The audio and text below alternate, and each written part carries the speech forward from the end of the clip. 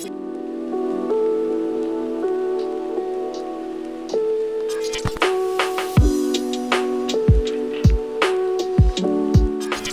name's Elizabeth and I teach A-level history. So the course here at Lewes, we do 3 units that have exams at the end of all 3 of them.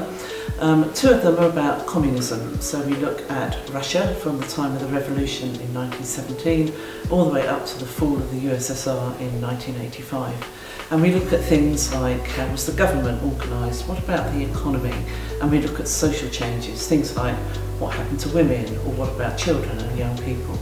But the one that's perhaps particularly interesting is issues to do with how the people were controlled. So we look at Stalin's purges and the tremendously large number of people who died under him. We look at Brezhnev's cult of personality.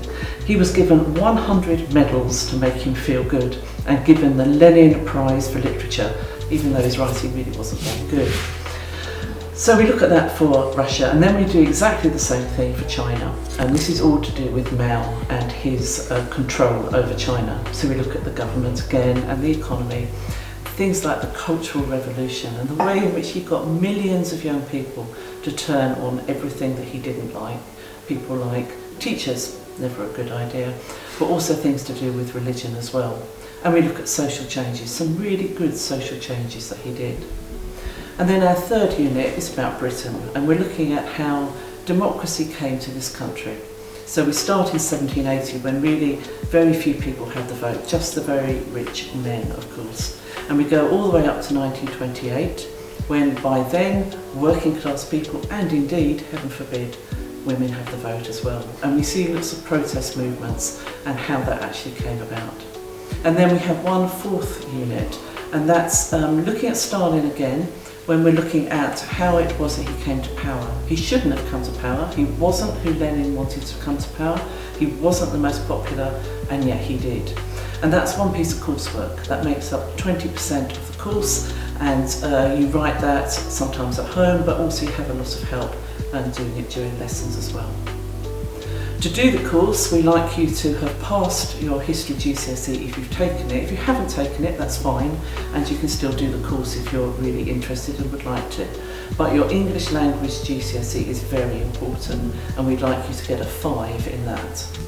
Many students ask what subjects go well with history, and the truth is that lots of subjects go well with history, but if you're the sort of person who likes reading, and if you're going to do history you really must like reading, there's a lot of reading to do in history, then maybe English would go alongside it very well. You could do literature or language, or maybe combined, but then people also like studying history with sociology perhaps, because that brings it up to date, maybe law. One subject that goes very, very well with history is politics, because particularly with our Unit 3 we can see how in the history how democracy developed, and in politics we can see what democracy is like in our country today. So for every A-level that you do here at Lewes, you will have 3 lessons a week, and they last for an hour and a half. On top of that, we need you to do a fair bit of work outside. So your lessons will take place on 3 different days of the week. So you'll come in and I teach you all of your history. But then I will also be setting you work to do on your own. I tell you what to do, you don't have to go away and decide what you're going to do by yourself, although later on in the course you will start to do that.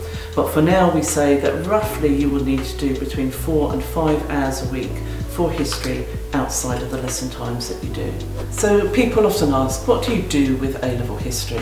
Well, many people go into work, and people who are employing other people really like A-level history because the course makes you look at information and really make decisions about it. Where's this information come from? Why do you trust this piece of information, and what are you going to do with it?